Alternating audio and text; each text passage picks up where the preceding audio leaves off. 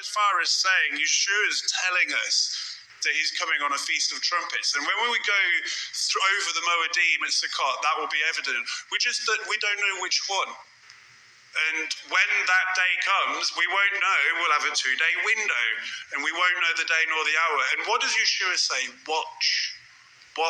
If you have further questions on this, just go watch the series, The Ancient Hebrew Wedding Model. Okay? Because we really go into detail in that series.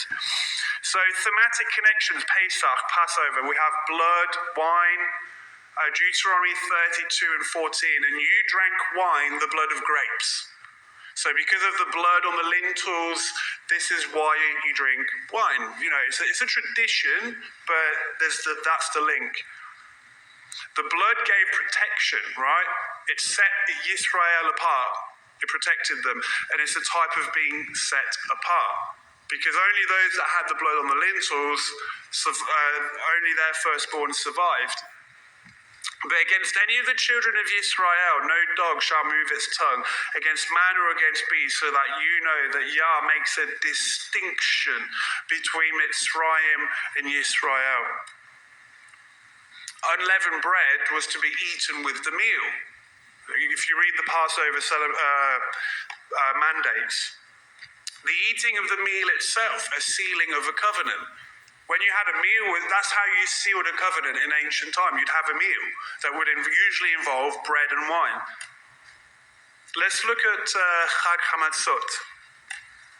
Unleavened bread to be eaten all week. Again, a reference to the covenant betrothal meal. Remember, the betrothal meal had bread and wine.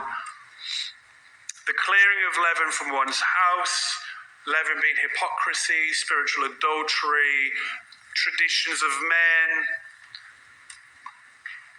It's a type of kiddushin.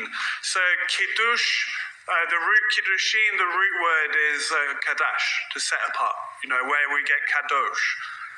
Setting ourselves apart unto our bridegroom. Day of first fruits, Yom HaBikurim. Now, that's the consecration of the first fruits of the first fruits. Shavuot is a first fruits celebration too. People miss that. It is the day the bride is accepted by the groom at the betrothal stage, not at the marriage stage. In Leviticus 23:11, about this feast, it says, "He, the high priest, shall wave the sheaf before Yah for your acceptance." You become accepted. On the morrow after the Sabbath, the priest waves it. So Yom HaBikurim is, in the ancient Hebrew wedding model, you have the meal, of the betrothal meal, and you have the bridegroom. The groom will say, "I take you as my wife. I will come back for you. I must go and prepare a place for you. I will come back." There's acceptance in that. Just as a groom would dress for the occasion, so Yeshua rose from the dead in glory and esteem on first fruits. The betrothal ceremony was only a small foretaste of the wedding ceremony that was yet to come. And then finally Shavuot, which is still part of the spring feasts. That was the day that the ketubah was spoken and signed. What am I referring to there? Mount Sinai. Okay, that was what is the ketubah between Yah and his people? The Torah. The day the Ruach was given to help us write the ketubah on our hearts. The day that the groom gave gifts to his bride as a pledge that he would return for her. Remember that at the betrothal, like I just said, the groom would say, "I must go prepare a place for you. When I'm ready, when my father deems I'm ready, I will come back for you." And he would give her gifts so that she had a memento. Now, does that sound familiar to some of our words of our Messiah? What gifts has Messiah given to his bride? What gifts has Messiah given to his future bride, shall we say? Gifts of the Spirit. There's one more. Well, technically there's 5 more under one branch. The gifts of ministry. Go read, and who gave prophets and evangelists and teachers and so he did. Go read the passage. It says that Messiah gave them to his people. That's the Matan, Let's look at Yom Teruah now. We're getting closer to Yom Kippur, but I know, why are you talking about the other feasts? We're trying to get to Yom Kippur. You need to see the whole ceremony over all the feasts. The day of shouting and shofars being blown. The day that no man knows the day nor the hour. Why? Because it's a new moon.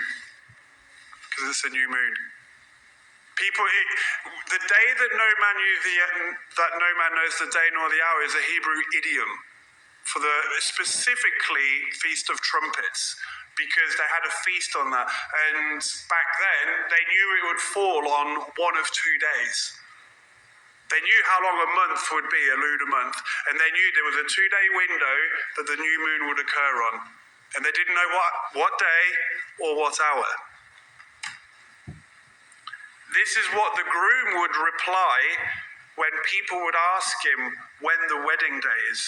Actually, hang on. Concerning that day and the hour no one knows, not even the messengers of the heavens, but my Father only. In the Hebrew weddings, the groom didn't know when his wedding day would be. When his father said, "You're ready, son?" then you can go. So when people would ask the groom, "When you get married?" he'd say, "Only my father knows." I don't know. Go ask him. He probably won't tell you. But concerning that day and the hour, no one knows. I'm gonna go as far as saying Yeshua is telling us that he's coming on a Feast of Trumpets. And when we go over the Moedim at Sukkot, that will be evident. We don't know which one. And when that day comes, we won't know. We'll have a 2-day window, and we won't know the day nor the hour. And what does Yeshua say? Watch.